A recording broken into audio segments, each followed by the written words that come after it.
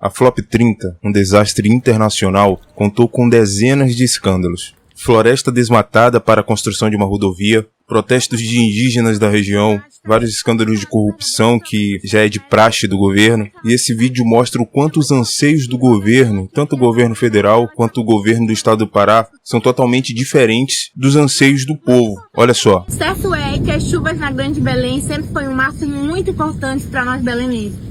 Porém, com a chuva nós também enfrentamos outros problemas de infraestrutura.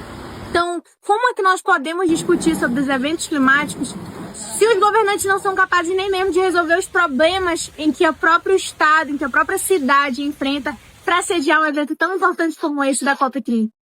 Então, o nosso desejo como povo belenense, povo paraense, é que não somente a COP ela traga resoluções teóricas, mas que ela possa trazer resoluções práticas.